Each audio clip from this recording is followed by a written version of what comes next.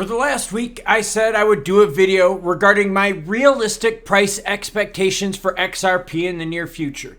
Not only am I going to give you my price expectations, but I'm also going to go into why in depth with articles cited. We'll start off with your comments and then get deep into my feelings. Trick 1838 says a little pump, a little dump, in and out, up and down. Sounds a lot like some of our favorite movies. Virtual says so many people think you can get into crypto and be a millionaire tomorrow. The only thing that can make you a millionaire overnight is a lottery. If you're into crypto and playing it like the lottery, you will lose. That is very true.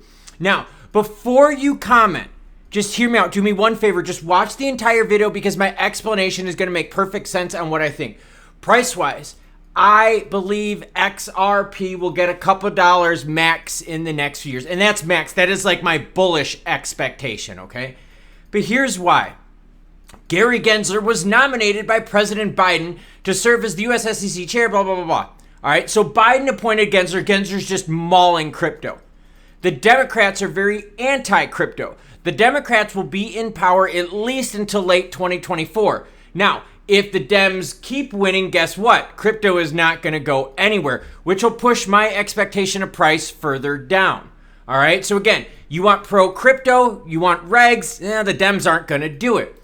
What about this? Delinquencies rise for credit cards and auto loans, and it could get worse. Now, delinquencies in terms of credit cards and auto loans are higher than they were pre-pandemic time period. Now, what's different about now versus pre-pandemic is at the pandemic, what happened? Money printer went brrr. So people were able to use stimmy money and pay off some of that debt. That was also while debt was at a very low interest rate, so it was easier to dig yourself out of that hole. But now we know home loans are high, auto loans are high, and credit card percentages are way up there. So the debt that people are racking up now is at higher levels than pre-pandemic, and the interest that they're paying is even higher, which means that double crushes you. And since we don't have regs, what everyone? Oh yes, that's right. That means what? Less retail money to support crypto. And as I was editing this and eating some of my sludge bowl of protein right here, I wanted to bring up another thing. What about all those partnerships that turned into bullships? What about all those YouTubers out there and their expectations of craziness, high prices? Oh my God, we're gonna moon. It's all turned into a bunch of big nothing burgers, hasn't it? Seriously, go back. Look at the stories of the most popular YouTubers out there and how many of them have been proven to be true. Like next to none of them. It's all been hopium bullshit. Here's another reason. At the bottom of the screen, you're going to see a number, 67.808 billion. Hacks, scams, and schemes in crypto since they've been keeping track. Impact Theory to pay 6.1 million fine for NFT offering for SEC violation. You've had the PEPE rug pull. So many scams and hacks in crypto. Confidence is going away and it's not getting fixed, is it? So again, what was bullish a couple years ago means now what? Problems aren't getting fixed. Pumps and dumps. Again, not the name of our favorite movie, but what happens in the crypto market. Look what I have up on the chart. This is the most recent action of XRP right now. The pump we got from the ETF news. Now look at it. We've almost erased the whole thing, and that is in what? Less than 24 hours? Here's another chart. What is this one? This is the Torres pump and dump. Again, Torres action didn't even get us to $1. It got us to 88.7 cents. So when I say a couple dollars at max, and that's me being bullish, I'm telling you my reasons why, and I've got a whole bunch more. And it's not me being negative. I'm citing articles. I'm citing facts. I'm citing what's happening. As always, any article you see in this video and all my others will be linked in the description below. So not even the Torres pump could hold us. Wait a minute. Go even further. Let's zoom out even more. Yep, remember this right here? Yeah, this was when the US banks had problems. That pump didn't hold. What about in September right here? Remember this pump? That was summary judgment. That pump didn't hold as well. Take a look here. Couple year chart of XRP. Massive action right here. Not as much action. Look at the volume right here, late 20 into 2021. Look at it now. It is nothing compared to what it was. I did a story yesterday about volume in India decreasing 97% year over year. So it's not just in the United States. It's not just in Europe. It's all over the place. Crypto volume is going down. And again, we don't have regs, credit problems all over the globe, monetary problems all over the globe. But let's keep going on.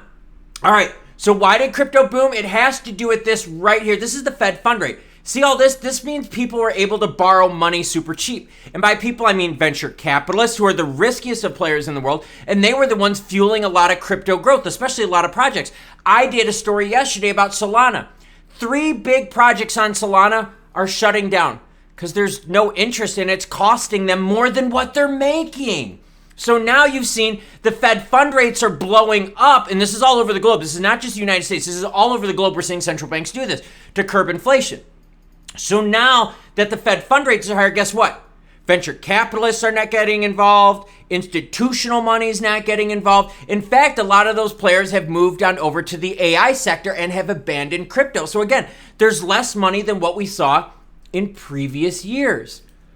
FTX collapse, Luna collapse, Celsius collapse. I could go on and on for years and years and years regarding all the different collapses in the crypto market.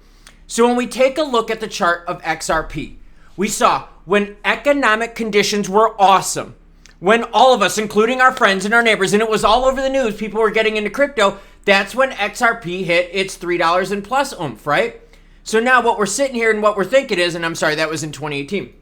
But the most recent move, which got us just under that $2 mark, all right, that is when conditions were ideal, perfect.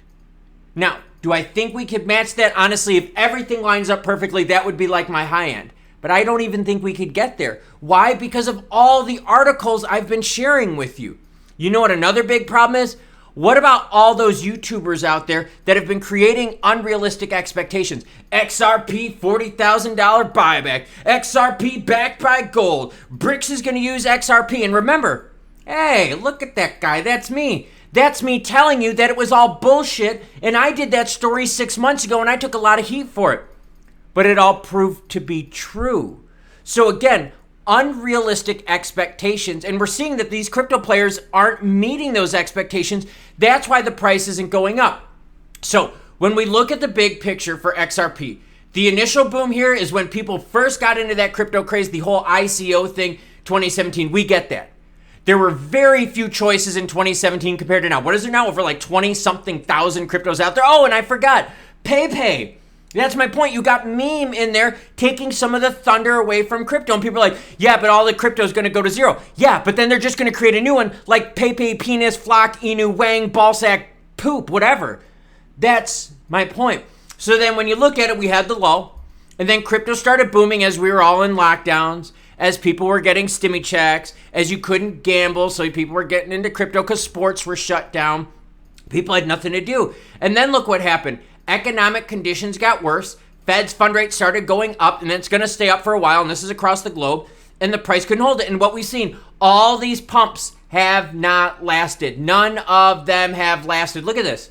Torres pump, nothing. ETF pump over the last 5 days. Guess what, everyone? Again, pumps and dumps. So my realistic expectation is a couple dollars for XRP, and that's at the high end. But I'm conservatively looking more around that $1, $1.10 range over these next few years. Everyone, conditions changed. We're not living in the world we were in 2017, 2018, where ICOs were like the big thing in crypto. We don't have favorable governments regarding crypto. We don't have favorable economic conditions. The world changes. We also have a whole bunch of hopium pumpers out there, which are creating expectations that are so high that none of these companies can meet it. So when news does come out and the price doesn't get there, people are like, oh, this sucks. They're let down, and then they sell, they dump. Just like the ETF news. Seriously, it's a pump and dump. So am I anti-XRP? No, not at all. I'm realistic. Now, some of the other YouTubers out there cite everything as bullish this, bullish that. But what they're not telling you is all the stories and all the reasons that I just shared with you on why the situation for expectations are different for XRP now as what they were a couple years ago. I ask you a question. A couple years ago when XRP was booming again, you remember how many people were in it? Remember how many people were in Doge and Shiba Inu? Remember how many of your friends and family members were into crypto? Now I want you to think of how many of them have exited crypto and aren't going to get back in, who were burned, who took losses, who were scammed, and who were schemed. What about all the fake assets on these chains, right? What is it? One of our favorites on this channel says they've got 79 assets that are like legit. Well, what about the other 16,000 on your chain? They're bullshit. They're bullshit. And that's the problem. The crypto window to seriously boom was super small. And I believe these CEOs missed the boat in 2020, 2021. Now with economic conditions getting worse across the globe, and come on, if you seriously want to argue with me that the economy is doing good, then you've got some serious fucking problems. But that's why realistically, hey, on the bullish high end, couple bucks for XRP, more realistically, right around that dollar point in the next few years. Past that, hey, we get new governments in place, we get some regs in place, that's a different story, but that's so many years down the road, and a lot of us can make money doing things with our money during that time period rather than just sitting there and let it go idle sideways. Comment down below on what you think regarding my analysis regarding price and what your expectations are here in the next couple of years. What am I doing? Protein sludge bowl because I just ran 4.5 miles with my doggy right before the storms rolled in. What are you cool cats doing? Having a great rest of your day, I hope.